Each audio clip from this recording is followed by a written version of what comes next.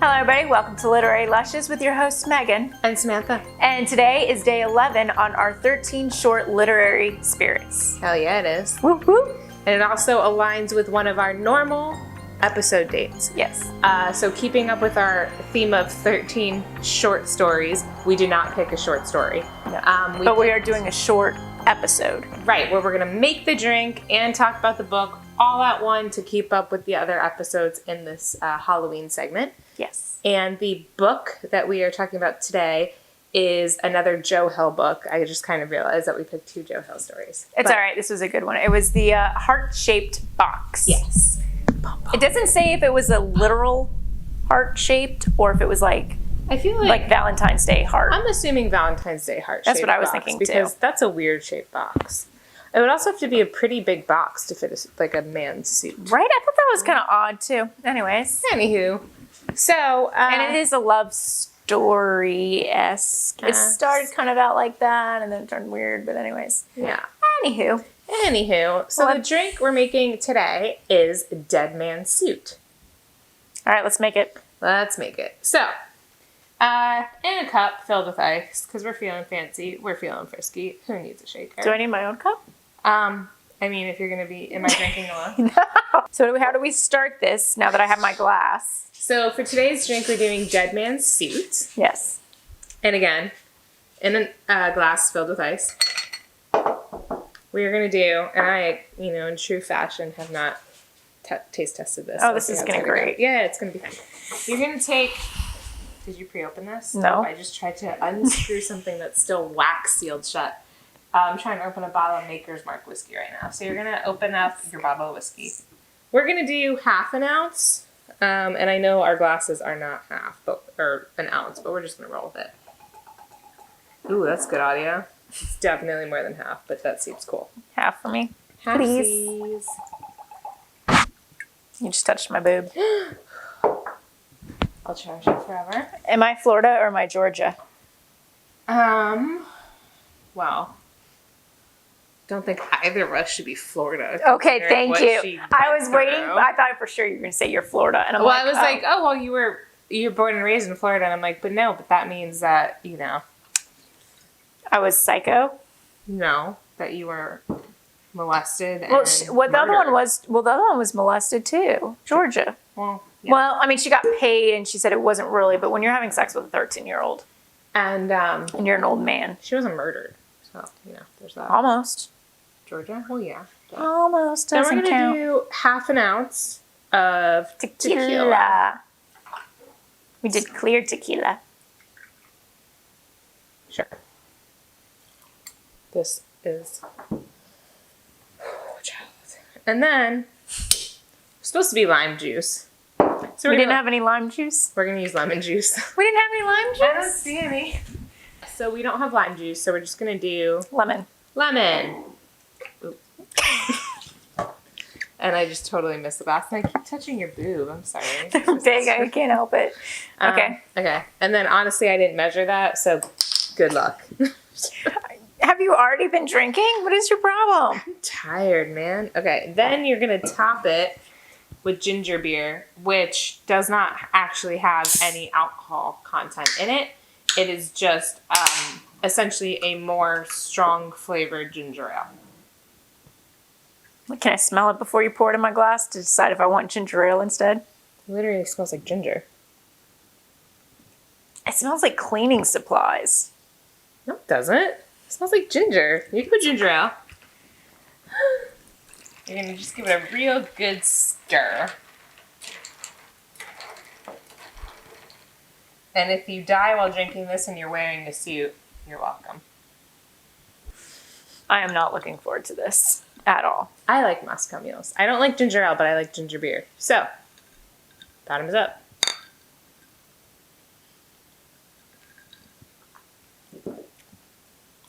See, I taste the tequila. So it starts out with this dude. The dude. Actually, its name is Jude, so it's kind of funny. The dude, Jude. He's this rock and roll, like heavy metal, think Ozzy Osbourne. he hasn't done anything in 15 years. His band broke up, and so he's, whatever. Retired. He's retired. And he's living out in the boonies on his own with his newest girlfriend of 9 months, Georgia. He names them after the state they're from. Yeah, because he can't be bothered to remember their real names. Classy guy. And he has like a huge like thing with the occult, and so he collects things.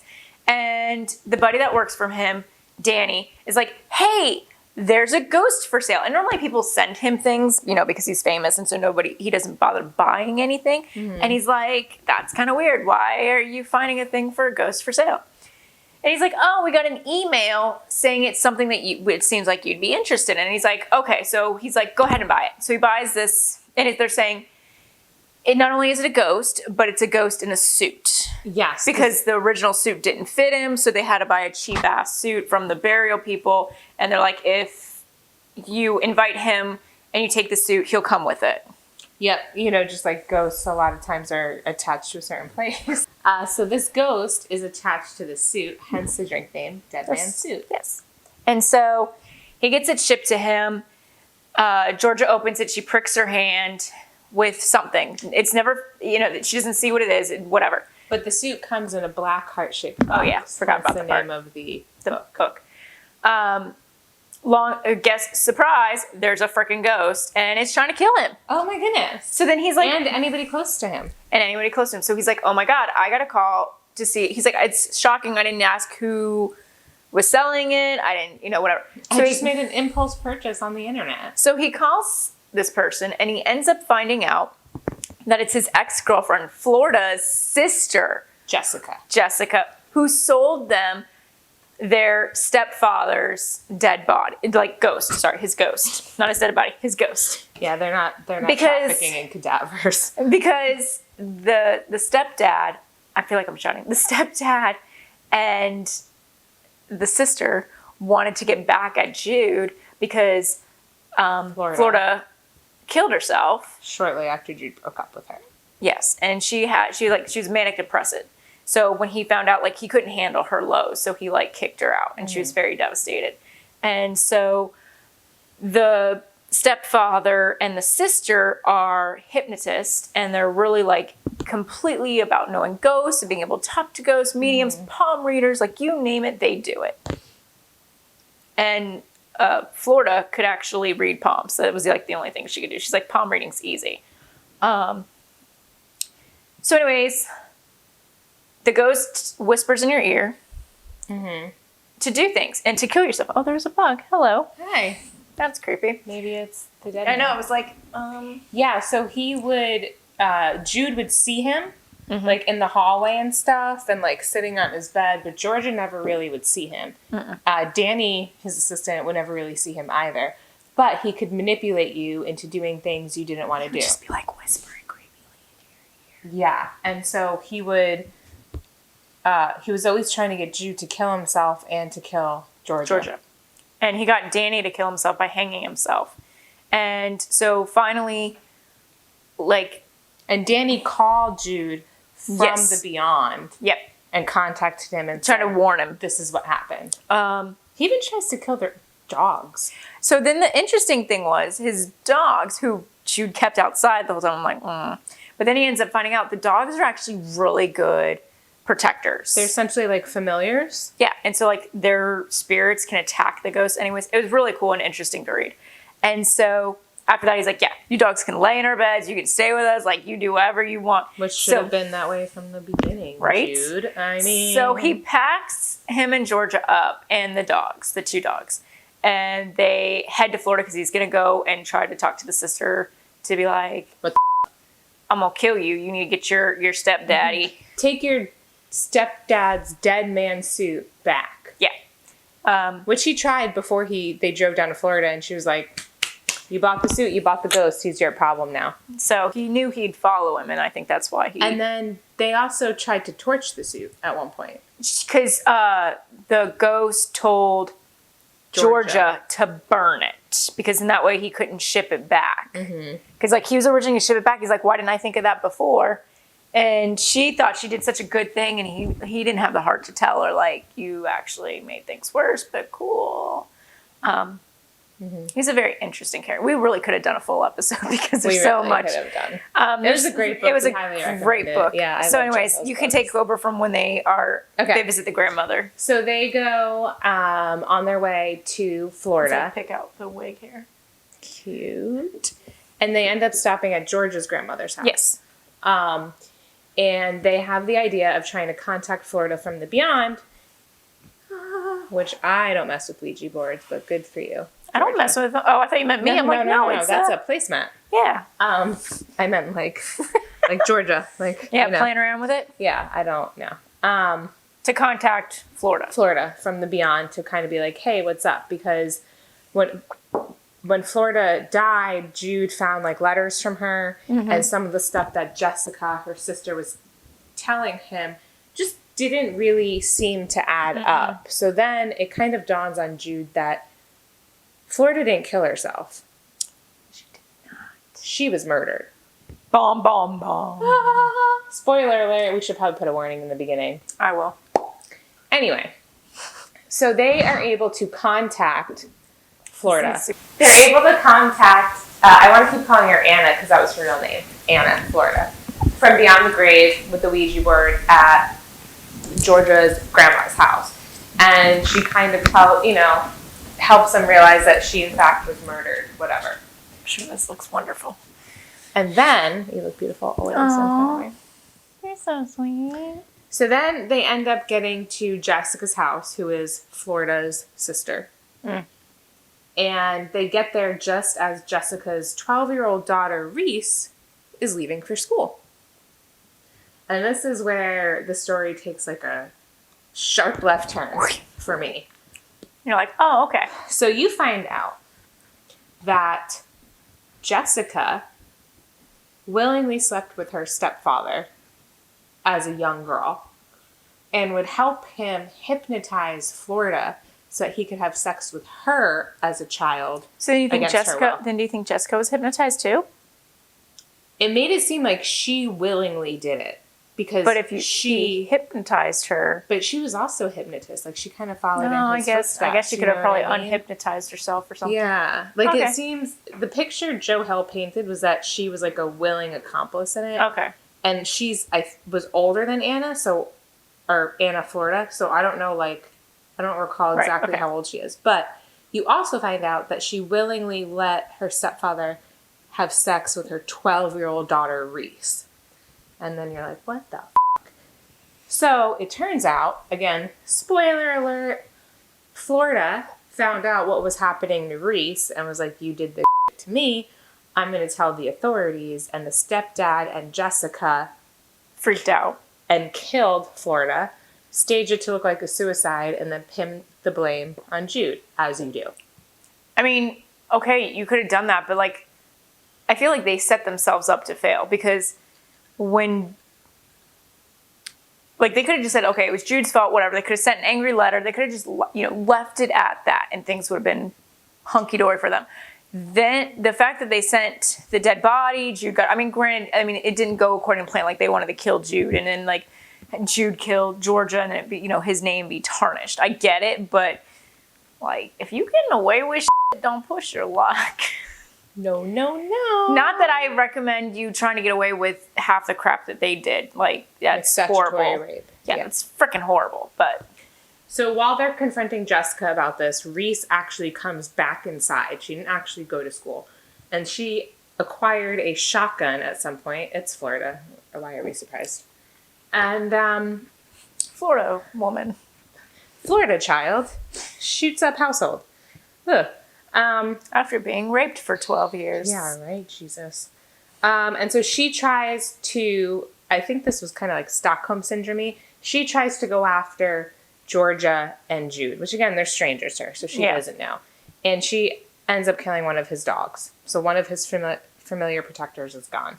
Which is super sad. They manage to get back into Jude's car, and Jessica basically hits their car and ends up pinning the other dog between the two cars. They scoop the other dog in, and they take off. They're heading back towards, they were heading towards Jude's dad's farm. Mm-hmm. And by the time they get there, the other dog had passed away. So now they have no familiar protection. dogs. Yeah.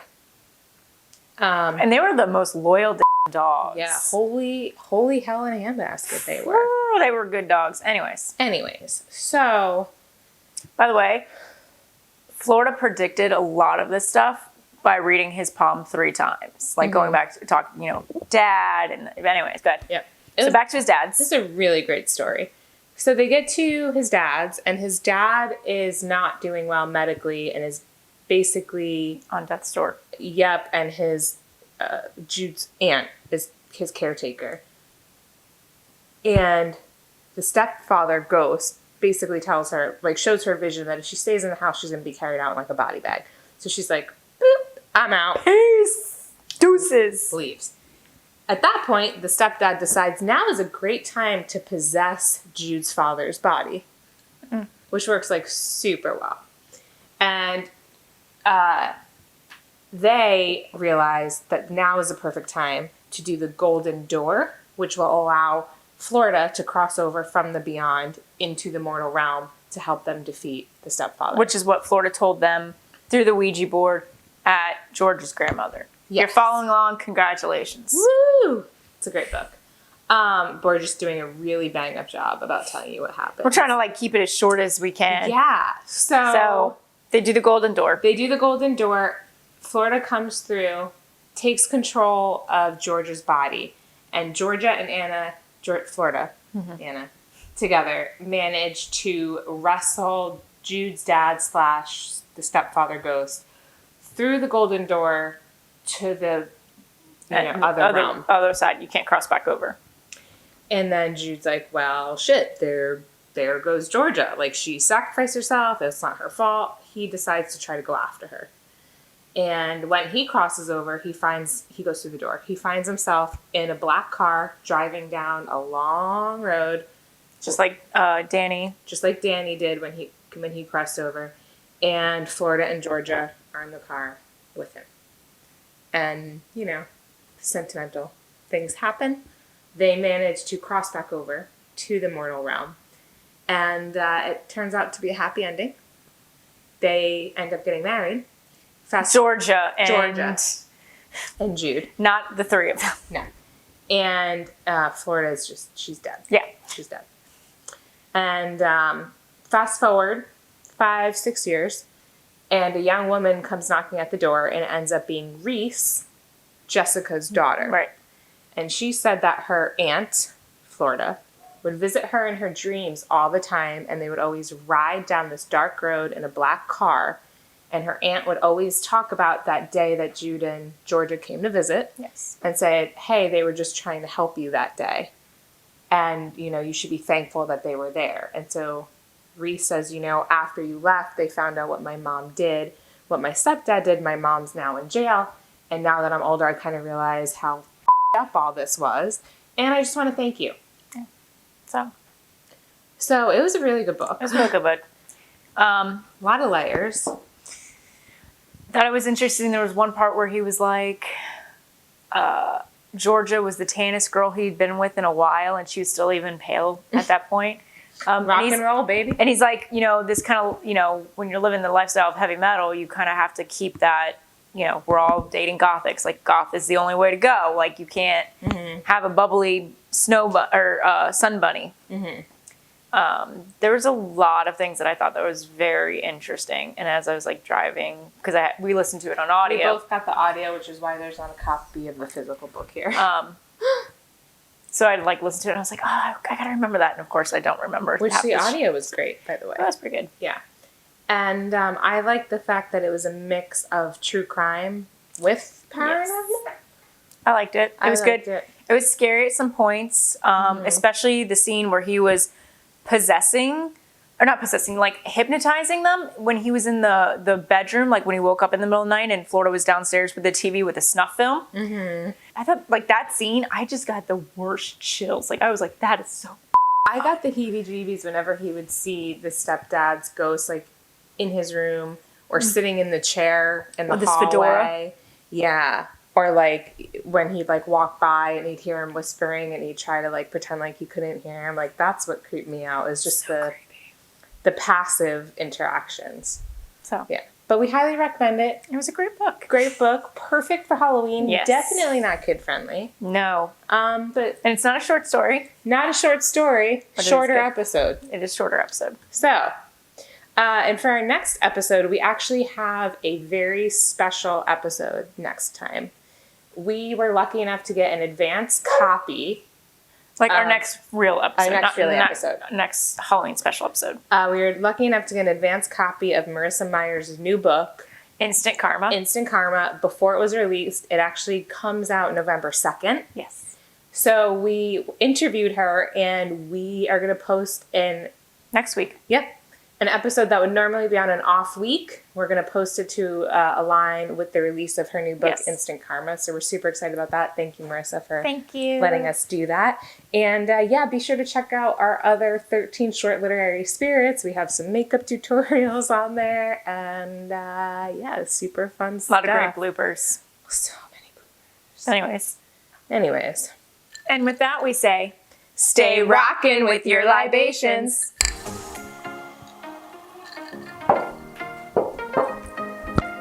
I'm too old for that.